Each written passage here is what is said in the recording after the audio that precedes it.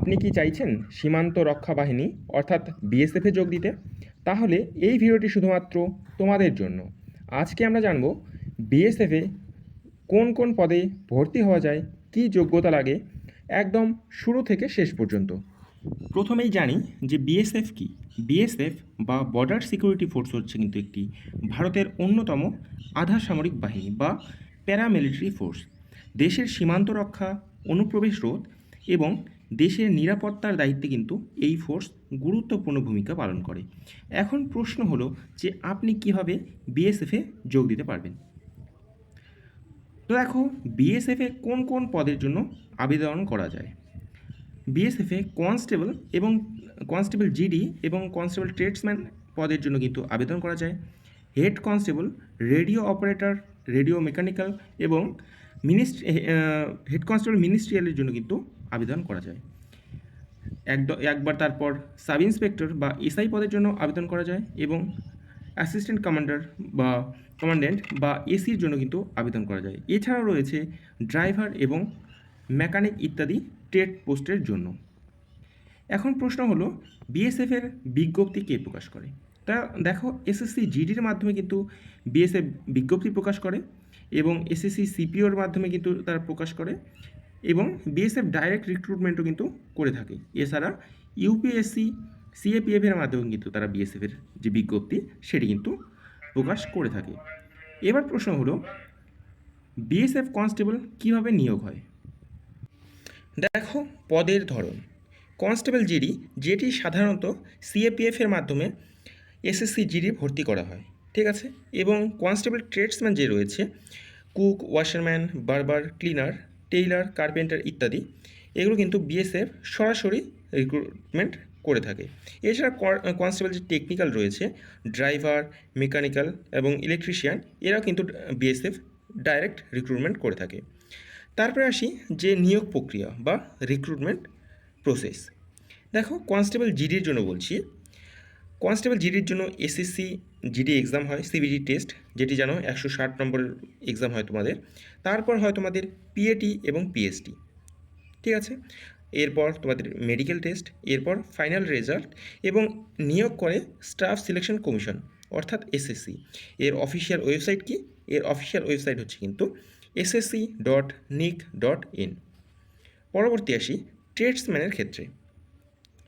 ট্রেডসম্যানের ক্ষেত্রে প্রথমে হয় পিএসটি, তারপরে হয় পিইটি এবং তারপরে হয় ট্রেড টেস্ট, ঠিক আছে।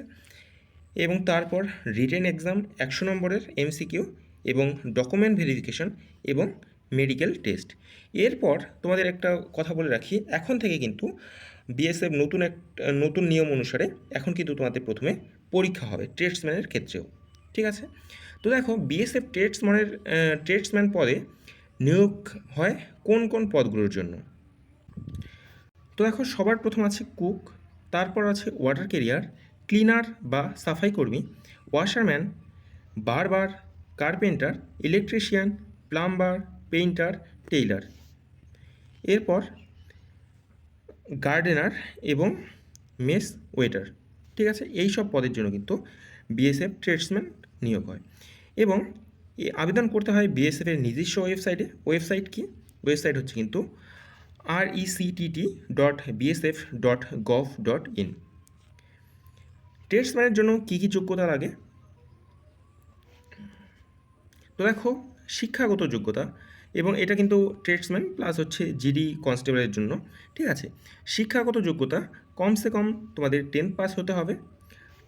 ট্রেডসম্যানের জন্য কিন্তু ট্রেড টেস্ট অথবা যারা ইলেকট্রিশিয়ান, ঠিক আছে, তাদের জন্য কিন্তু আইটিআই থাকা দরকার। বয়সসীমা কত হতে হবে? বয়সসীমা হতে হয় 18 থেকে 23 বছরের মধ্যে। এসসি এসটি যারা রয়েছে তারা 5 বছরের ছাড় এবং যারা ওবিসি রয়েছে তারা কিন্তু 3 বছরের ছাড় পেয়ে যাবে। এবং শারীরিক যোগ্যতা, উচ্চতা, বুক ওজন ক্যাটাগরি অনুসারে কিন্তু এর মানদণ্ড রয়েছে। এবার আসি যে শারীরিক পরীক্ষার বিবরণ। পুরুষ পরীক্ষার ক্ষেত্রে কি লাগে। দেখো, পুরুষ প্রার্থীদের জন্য লাগে উচ্চতা 170 সেন্টিমিটার এবং ট্রেডসম্যান পদের জন্য যদি তুমি আবেদন করে থাকো তাহলে কিন্তু 165 সেমি কিন্তু তোমার হাইট হলে কিন্তু হয়ে যাবে, ঠিক আছে। বুকের মাপ কি লাগে। বুকের মাপ হওয়া লাগে 80 থেকে 85 সেমি, এখানে কিন্তু তোমাকে 5 সেন্টিমিটার কিন্তু ফোলাতে হবে, ঠিক আছে। এবং দৌড় কত হয়? দৌড় হয় কিন্তু 5 কিলোমিটার 24 মিনিটের মধ্যে সেটি তোমাকে কমপ্লিট করতে হবে। এবং মহিলা প্রার্থীদের জন্য কি রয়েছে? মহিলা প্রার্থীদের জন্য কিন্তু 157 সেন্টিমিটার হাইট চাওয়া হয় এবং 1600 মিটার রান 8.5 মিনিটের মধ্যে, ঠিক আছে। এবং উচ্চতা এবং এদের বুকের হয় না, মাপজোক হয় না, এবং অনুসারে কিন্তু ওজন কিন্তু এদের নির্বাচন করা হয়। বেতন কাঠামো কি রয়েছে? দেখো, বর্তমানে 7 পে কমিশন হিসাবে এদের বর্তমানে বেতন রয়েছে কিন্তু 21,700 থেকে 69,100 টাকা পর্যন্ত। এর সাথে কিন্তু তোমাদের ডিএ লেগে যাবে, এইচআরএ লেগে যাবে, ইউনিফর্ম অ্যালাউন্স লেগে যাবে, মেডিকেল এবং পেনশন অর্থাৎ এনপিএস কিন্তু এখানে তোমাদের লেগে যাবে। পরবর্তী দেখো, বিএসএফে হেড কনস্টেবলের যোগ্যতা। তোমাদের বলে রাখি, হেড কনস্টেবল যে মিনিস্ট্রিয়াল রয়েছে সেটি কিন্তু RORM অর্থাৎ রেডিও অপারেটর এবং রেডিও মেকানিক, এছাড়া হেড কনস্টেবল মিনিস্ট্রিয়ালের জন্য কিন্তু নিয়োগ হয়ে থাকে। ডাইরেক্ট জিডির জন্য কিন্তু যে হেড কনস্টেবল সেটি কিন্তু নিয়োগ হয় না, সেটি তোমাদের ডিপার্টমেন্টাল প্রমোশন হিসাবে কিন্তু তোমাদের জিডির যে হেড কনস্টেবল রয়েছে সেটি কিন্তু নিয়োগ হয়। দেখো, শিক্ষাগত যোগ্যতা কী চাওয়া হয়েছে। প্রথমে আসি হেড কনস্টেবল মিনিস্ট্রিয়ালের ব্যাপারে, ঠিক আছে।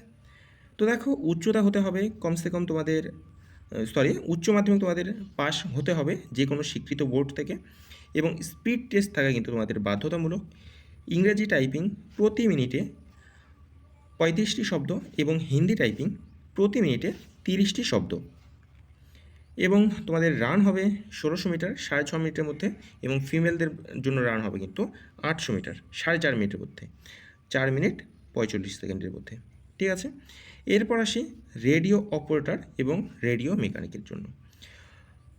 তোমাদের মাধ্যমিক প্লাস যদি তোমরা রেডিও মেকানিক বা ইলেকট্রিশিয়ান বা টেলিকমিউনিকেশনের জন্য করো, তাহলে 10++ তোমাদের 2 বছরের আইটিআই সার্টিফিকেট থাকতে হবে, অথবা ক্লাস 12-এ তোমাদের ফিজিক্স কেমিস্ট্রি ম্যাথমেটিক্স সহ কিন্তু 60% নাম্বার কিন্তু থাকতে হবে। বয়সসীমা কী চাওয়া হয় এখানে? দেখো, বয়সসীমা চাওয়া হয় কিন্তু 18 বছর থেকে 25 বছরের মধ্যে। এছাড়া তোমরা জানো যে SC ST যারা, তারা 5 বছর, এবং ওবিসিরা 3 বছরের ছাড় কিন্তু এখানে পেয়ে যায়। শারীরিক যোগ্যতা কী লাগে? দেখো, 165 সেন্টিমিটার হলে কিন্তু তোমরা এর জন্য আবেদন করতে পারবে, ঠিক আছে। এবং ST যারা রয়েছে 162.5 সেন্টিমিটার হলে কিন্তু তারা আবেদন করতে পারবে। বুকের ছাতি নিম্নতম 77 সেন্টিমিটার হতে হবে, এবং 5 সেমি কিন্তু তোমাদের ফোলাতে হবে। মহিলা প্রার্থীদের জন্য দেখে নিচ্ছি। দেখো, যারা জেনারেল বা SC বা ওবিসি রয়েছে তাদের জন্য একই হাইট চাওয়া হয় 155 সেন্টিমিটার, এবং ST যারা রয়েছে তারা 150 সেমি হলেই কিন্তু হবে, এদের বুকের মাপ প্রয়োজন হয় না। পরবর্তী নিয়োগ প্রক্রিয়া কিভাবে হয়ে থাকে? দেখো, প্রথমে শারীরিক মাপযোগ পরীক্ষা, তারপর লিখিত পরীক্ষা, তারপর টাইপিং টেস্ট, তারপর স্টেনো টেস্ট যদি অ্যাপ্লিকেবল হয়, তারপর ডকুমেন্ট যাচাই, তারপর মেডিকেল টেস্ট, তারপর কিন্তু তাদের সিলেকশন হয়ে যায়। এদের বেতন কাঠামো কী রয়েছে? বেতন কাঠামো রয়েছে 7ম পে কমিশন অনুসারে 25,500 থেকে 81,100 টাকা পর্যন্ত। এর সাথে ডিএ, এইচআরএ, মেডিকেল সমস্ত কিছু কিন্তু থাকবে। পরবর্তী আসি, বিএসএফ সাব ইন্সপেক্টর বা SI পদের জন্য কি কি যোগ্যতা চাওয়া হয়। SI জিডি, ঠিক আছে, জেনারেল ডিউটির জন্য যে SI নিয়োগ হয়, SSC CPOর মাধ্যমে কিন্তু রিক্রুটমেন্ট হয়, এবং এটা বেশিরভাগ কিন্তু ডিপার্টমেন্টাল প্রমোশনের মাধ্যমে কিন্তু হয়, ঠিক আছে। দেখো, SI works BSF engineering wings. তো সাব ইন্সপেক্টর পদের নাম হলো sub inspector workers. Education qualification diploma in civil engineering 3 বছরের যে কোনো স্বীকৃত প্রতিষ্ঠান থেকে। এজ লিমিট কী চাওয়া হয় এখানে? ম্যাক্সিমাম কিন্তু 30 বছর, এবং বয়সের ছাড় যেটা রয়েছে SC ST তারা 5 বছর, এবং ওবিসিরা কিন্তু 3 বছরের ছাড় এখানে কিন্তু পেয়ে যায়। দেখো, SI ইলেকট্রিক্যাল পদের নাম কি? Sub inspector electrical. Education qualification কী রয়েছে? ডিপ্লোমা ইন ইলেকট্রিক্যাল ইঞ্জিনিয়ারিং 3 বছরের, এজ লিমিট কিন্তু 30 বছর। SI মাস্টার ইঞ্জিন ড্রাইভার এবং ওয়ার্কশপ ওয়াটার উইংসের জন্য। দেখো, SI মাস্টার যে রয়েছে 12 পাস লাগবে এবং তার সাথে সাথে master certificate fishing sea going vessel এর জন্য, এবং বয়স লিমিট হচ্ছে কিন্তু 22 বছর থেকে 28 বছরের মধ্যে। এসআই ইঞ্জিন ড্রাইভার এর জন্য কিন্তু তোমাকে 12 পাস থাকতে হবে এবং engine driver certificate second class কিন্তু তোমাদের থাকতে হবে। বয়স 22 বছর থেকে 28 বছরের মধ্যে। SI workshop diploma in medical marine automobile engineering, বয়স হতে হবে 20 বছর থেকে 25 বছরের মধ্যে। এরপর আসে শারীরিক যোগ্যতায়। পুরুষদের ক্ষেত্রে কিন্তু 170 সেন্টিমিটার লাগে এবং বুকের মাপ 80 সেন্টিমিটার এবং 5 সেমি কিন্তু তাকে ফোলাতে হবে। মহিলাদের ক্ষেত্রে উচ্চতা 157 সেন্টিমিটার, বয়স ওজন লাগবে কিন্তু বয়স এবং উচ্চতার সাথে সামঞ্জস্যপূর্ণ। পরবর্তী নিয়োগ প্রক্রিয়া কী দেওয়া রয়েছে দেখো, যারা ডাইরেক্ট জিডির জন্য ভর্তি হয় তাদের তো প্রথমে সিবিটি হয়, ঠিক আছে, তারপর ফিজিক্যাল, তারপর রিটেন টেস্ট হয়, তারপর মেডিকেল, তারপর এবং ফাইনাল সিলেকশন হয়। কিন্তু বাকি যে পোস্টগুলো রয়েছে তাদের ক্ষেত্রে কীভাবে নিয়োগ হয়, তো দেখো শারীরিক দক্ষতা প্রথমে, তারপর রিটেন এক্সাম হয় এমসিকিউ বেস, তারপর ট্রেড টেস্ট হয়, ঠিক আছে, তারপর ডকুমেন্ট ভেরিফিকেশন, তারপর মেডিকেল এক্সামিনেশন হয়। বেতন কাঠামো কী রয়েছে দেখো, এদের 35,400 টাকা থেকে 1,12,400 টাকা পর্যন্ত এদের কিন্তু মতলব বেতন রয়েছে, এবং তার সাথে রয়েছে কিন্তু ডিএ, এইচআরএ, রিক্স অ্যালাউন্স এবং মেডিকেল এবং পেনশনের সুবিধা। পরবর্তী দেখি বিএসএফ অ্যাসিস্ট্যান্ট কমান্ড্যান্ট অথবা এসির যোগ্যতা, অর্থাৎ তুমি যদি ডাইরেক্ট অফিসার ভর্তি হতে চাও তাহলে তোমার কী কী শিক্ষাগত যোগ্যতা তোমার প্রয়োজন। তো দেখো শিক্ষাগত যোগ্যতা এখানে কী যাওয়া রয়েছে, যে কোনো শাখা থেকে তোমাকে কিন্তু গ্র্যাজুয়েট হতে হবে, ঠিক আছে, এবং অ্যাসিস্ট্যান্ট কমান্ড্যান্ট যারা টেকনিক্যাল এবং ইঞ্জিনিয়ারিং রয়েছে, bachelor degree in engineering, BTech নির্দিষ্ট শাখা অনুযায়ী যেরকমটা চাওয়া হবে সেই হিসেবে কিন্তু তোমাকে হতে হবে, এবং যারা রয়েছে মেডিকেল এক্সেট্রাতে তাদের সংশ্লিষ্ট বিষয়ে কিন্তু ডিগ্রি থাকা কিন্তু প্রয়োজন। বয়স আমার কী চাওয়া হয়, বয়স সীমা চাওয়া হয় কিন্তু 20 বছর থেকে 25 বছরের মধ্যে, এবং তার সাথে এসসি এসটি 5 বছর, ওবিসি 3 বছরের ছাড় কিন্তু পেয়ে যাবে, এবং যারা এক্স সার্ভিসম্যান এবং বিএসএফ কর্মী রয়েছে তাদের জন্য কিন্তু আলাদা ছাড় কিন্তু প্রযোজ্য। শারীরিক যোগ্যতা কী চাওয়া হয়, 165 সেন্টিমিটার এদের হাইট চাওয়া হয়, এবং বুকের ছাতি বুক 81 সেন্টিমিটার প্রসারিত করে 5 সেন্টিমিটার। দৌড় হয় 16 সেকেন্ডে পুরুষের জন্য, এবং মহিলাদের জন্য কিন্তু এই দৌড়টি হয় 18 সেকেন্ডে, এবং এদের উচ্চতা চাওয়া হয় কিন্তু 157 সেন্টিমিটার। নিয়োগ কে করে, তো দেখো এটি ইউপিএসসির মাধ্যমে কিন্তু এটি নিয়োগ হয়। ইউপিএসসি সিএপিএফ এক্সামের মাধ্যমে হয়, লিখিত পরীক্ষা হয়, part 1 part 2 GA plus easy and comprehension. এরপর হয় তাদের কিন্তু পিইটি, তারপর মেডিকেল এক্সামিনেশন, তারপর পার্সোনালিটি টেস্ট অথবা ইন্টারভিউ। তোমাকে আবেদন করতে হবে upsc.gov.in এর জন্য ঠিক আছে। এছাড়া বিএসএফ যারা ইঞ্জিনিয়ারিং এবং টেক ব্রাঞ্চ রয়েছে তাদের জন্য কিন্তু বিএসএফ নিজে কিন্তু বিজ্ঞপ্তি দেয়। এদের ক্ষেত্রে বিএসএফে প্রথমে লিখিত পরীক্ষা হয়, তারপর ফিজিক্যাল টেস্ট, তারপর ইন্টারভিউ এবং তারপর মেডিকেল টেস্ট হয়। বেতন কাঠামো কী দেওয়া রয়েছে দেখো, বেতন কাঠামো 56,100 টাকা থেকে 1,77,000 টাকা পর্যন্ত কিন্তু এদের বেতন হয়ে থাকে 7 পে কমিশন অনুসারে, ঠিক আছে। তো দেখো তার সাথে রিক্স অ্যালাউন্স যে রয়েছে সেটি পাবে, ডিএ এইচআরএ পাবে, ইউনিফর্ম অ্যালাউন্স পাবে, মেডিকেল এবং ফ্যামিলি অ্যাকোমোডেশন পেয়ে যাবে, এবং পেনশন এনপিএসের আন্ডারে কিন্তু তারা পেয়ে যাবে, ঠিক আছে।